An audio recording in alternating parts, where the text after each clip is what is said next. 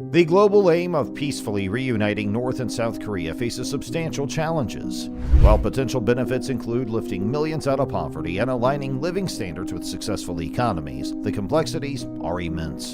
The reunification of a country after a prolonged separation is not unprecedented. A notable comparison is the 1990 reunification of East and West Germany, both initially divided by allies after World War II. Similarities include reliance on larger backers, China for North Korea, the USSR for East Germany, and serving as geopolitical buffers despite economic costs. Present-day Germany stands as a developed economic success, ranking fourth globally and heading toward the third largest economy. However, the success of reunification was not guaranteed, as it could have posed an economic disaster for Europe. East Germany, though technologically advanced, was economically poorer and less developed than the West. Initially, reunification excited West Germany and economists, envisioning increased manpower and industrial capacity.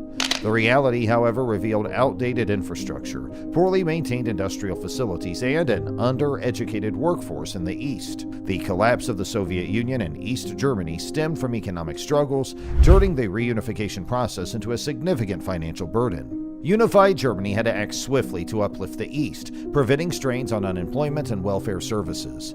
Despite being a free market economy, Germany operated under Rhine capitalism, aiming to blend the strengths of free markets with planned economy elements for societal productivity and industrial control, albeit with practical challenges. Germany's blended approach of Rhine capitalism proved effective in reunification, but posed challenges. Generous welfare support prevented unemployment strains, yet high interest rates attracted foreign investment, causing currency devaluation in other European countries. Drastic actions, including interest rate hikes and massive investments, averted failure but had repercussions. Over 30 years later, East Germany remained significantly poorer than the West. Examining Germany's reunification is pertinent to understanding the monumental challenges a unified Korea would face. Even in a peaceful scenario, significant upfront costs and logistical hurdles loom. North Korea's reluctance to relinquish power and the heavily militarized border with landmines present formidable obstacles. Cleaning up the border alone could take centuries, costing trillions and risking lives. While assuming everything works perfectly offers a simplified model, the reality of reunifying Korea is far more complex and uncertain. The current size and complexity of economies, particularly that of South Korea, far surpass those of advanced economies like West Germany before reunification. South Korea's economy revolves around highly technical industries such as technology, advanced manufacturing, and shipbuilding, demanding advanced skills, cutting-edge technologies, and collaboration with numerous global entities as suppliers, investors, and consumers. As the world's second-largest shipbuilding country, South Korea competes closely with China, albeit with a focus on larger and more valuable vessels. The shipping industry is just one facet of a diverse economy, illustrating how a significant economic shock could jeopardize a unified Korean economy. International shipping companies invest substantial sums for vessels that take years to manufacture, with millions of components sourced from diverse suppliers globally.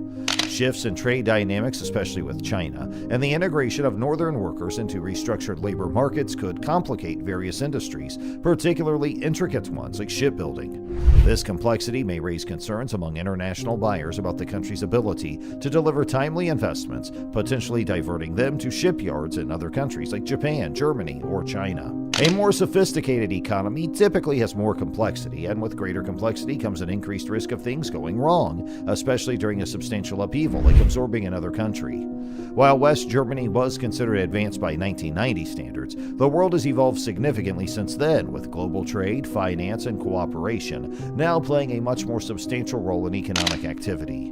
Reunification, beyond causing unease among foreign investors, customers, and suppliers, would impact the country's ability to borrow at a crucial time. Germany, post-reunification, had to offer high interest rates on government borrowing to attract foreign capital.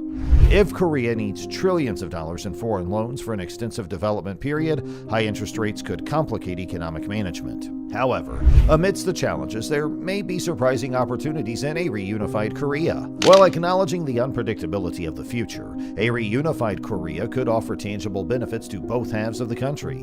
The North would gain the most from living and working in a stable, industrialized economy, potentially improving living standards significantly. Although the South would bear the brunt of the financial burden, there could be advantages, including shared resources, helping to address its own economic challenges.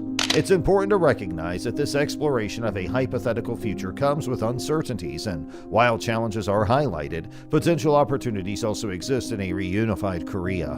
In contrast, North Korea is rich in fossil fuels, metals, and rare earths, all possessing substantial export value or potential for domestic industries. However, North Korea faces challenges in utilizing these natural resources effectively due to outdated machinery and infrastructure, hindering efficient extraction compared to advanced economies with modern mining equipment. While labor is cheap or often free in North Korea, the overall cost of mined commodities is minimally impacted by labor expenses.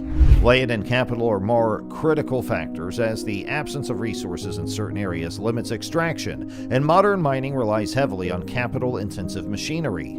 Advanced economies like Australia, Canada, and Brazil demonstrate that large-scale mining operations with billions in annual output require comparatively few on-site workers, emphasizing the efficiency of capital over labor.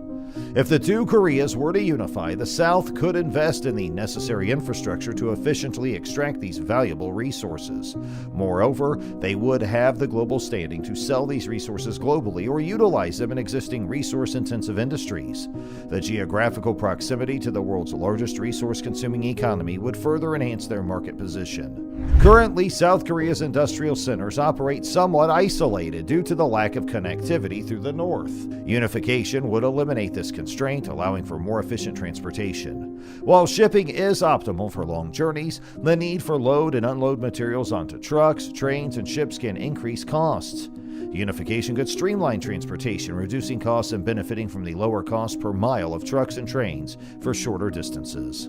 The potential reunification of North and South Korea presents both economic opportunities and formidable challenges.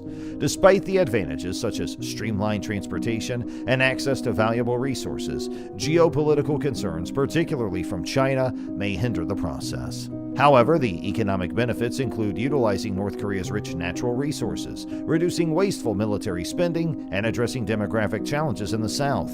South Korea's military expenditure, forced conscription, and aging population could see positive transformations. A reduction in military tensions may lead to a more efficient allocation of resources, potentially improving the lives of citizens. Furthermore, North Korea's younger population could address labor shortages in the South, providing a unique opportunity for economic growth. Nevertheless, significant obstacles exist, including the vast education gap between the two countries.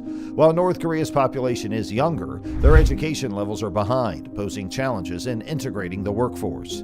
The complexities extend to professions such as healthcare, where certification standards differ significantly, making reuniting North and South Korea almost impossible. Well, that's it for today's video. Make sure that you like our video, and please share your views in the comments section with us. Also, please subscribe to the channel so you stay updated, and don't forget to hit the bell icon so you never miss an update. Thanks for watching the video, and we'll see you in the next one.